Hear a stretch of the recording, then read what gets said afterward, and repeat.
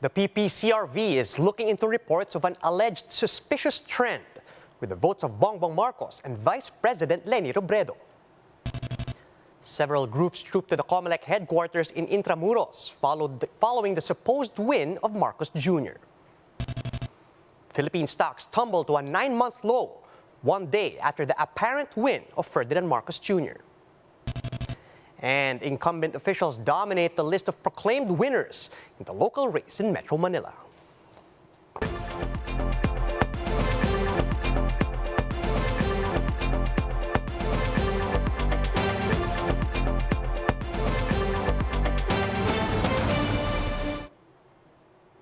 Fast, focused, and fearless.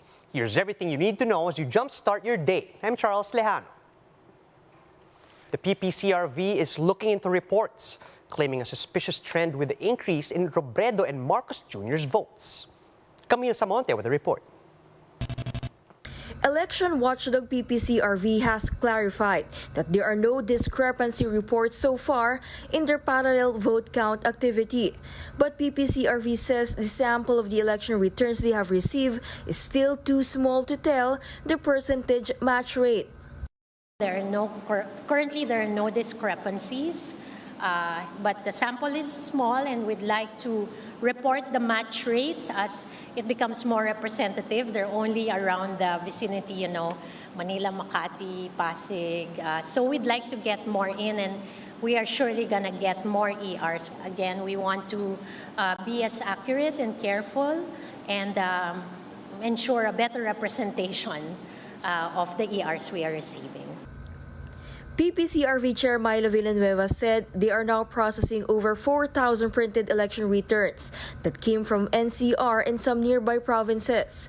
With these, PPCRV said they expect several days to finish the manual encoding of ERs. Villanueva reiterated that in doing manual parallel vote counts, the goal is not to finish fast, but to tally accurate results. These printed election returns from VCMs will be cross-checked from the electronic votes that were transmitted from COMELEC's transparency servers.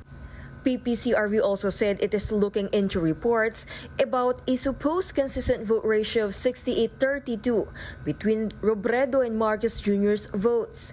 The PPCRV's IT team is already coordinating with the Commission on Elections to check the server logs. Already asked some academic institutions, and I'm very grateful to Ateneo and UST for visiting us today. I invited them to look at the data. And at the moment, since their time this afternoon, they have reported no irregularities in that pattern. The PPCRV also expressed their gratitude to volunteers in their command center who have offered their help with the center's parallel vote count activity. Certain groups have also sent food donations for their staff and volunteers. For News 5, Camille Samonte, we are One News. One day after the elections, hundreds marched to the head office of COMELEC in Manila to express their dismay with the conduct of the polls. Laila Pangilinan has the story. From priests to student activists, hundreds mounted a protest in front of the COMELEC head office in Intramuros, Manila a day after the May polls. They aired their frustration over the conduct of elections. Poll watchdog Contradaya convener Danilo Arao said that there were many reports of irregularities. Mahabang pila doon sa malfunctioning ng vote counting machine. Meron ding kaso ng red tagging, harassment and intimidation.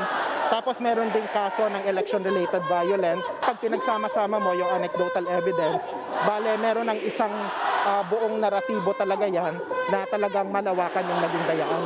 Never again to martial law! Never again! Never again! The groups also questioned the partial and unofficial tally, where presidential bet Ferdinand Marcos Jr. is leading by a wide margin. Itong tally na nakikita natin, yung mga numero na nakikita natin, nilawal po yan ng matinding disinformation, vote buying, lahat ng klase ng mga irregularidad sa eleksyon. Priests and nuns also joined the protest, saying that there are still too many unanswered questions. Aside from them, several student bodies also declared an academic walkout as a form of protest. Authorities meanwhile barricaded the COMELEC building and had a fire truck on standby. Kailangang bigyan natin ng pagkakataon na matapos itong proseso na to marami naman tayong freedom parks para ipahayag natin yung mga hinaing natin. Hindi dito sa harap ng COMELEC Intramuros office. For News 5, Laila Pangilinan, We Are One News.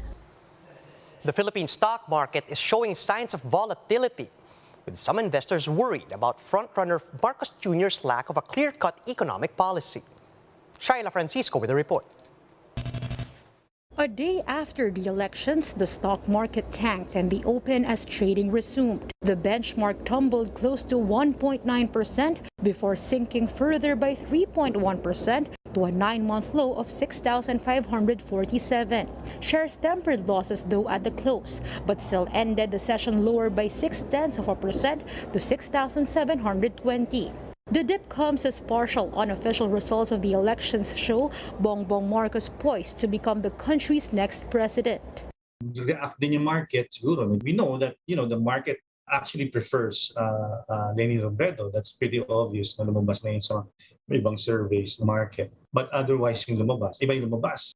Economists and analysts, however, say investors may also be reacting based on offshore events, particularly on the ongoing tension in Ukraine as well as pandemic concerns. The impact of the elections have yet to be felt fully once the new leaders are proclaimed. It is a market driver. Is it peaceful? Is the transition smooth? So far, that's the case. Second, who are going to be the people who are going to fill his cabinet position? So I think they're going to be evaluating that. And of course, how fast he's going to fill the position. And then I think finally, they're going to evaluate the first 100 days. And alongside with that is the SONA. But some members of the private sector said they have yet to see a clear-cut economic policy from Marcos Jr. To be very frank about it, it's not yet clear yet. But we have to give as I said, the new administration time.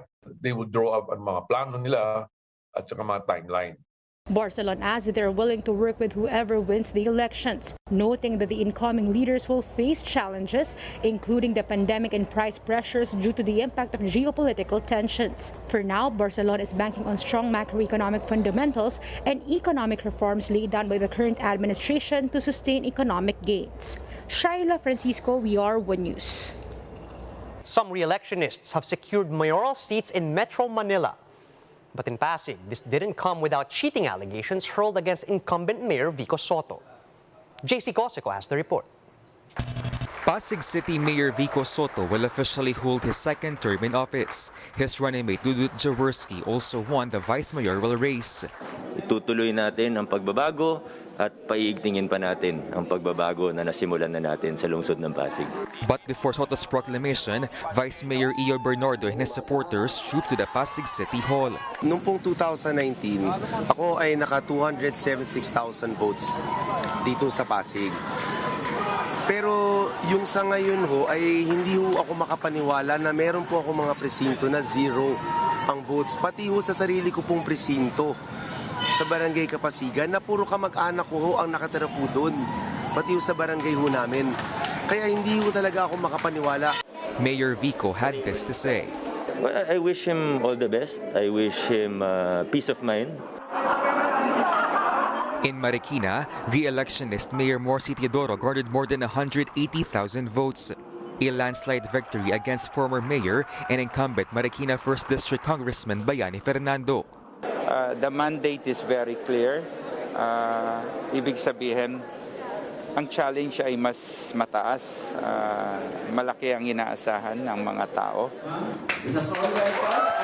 Applause welcomed former Malabon Vice Mayor Jeannie Sandoval during her proclamation early Tuesday. She is the city's first female mayor.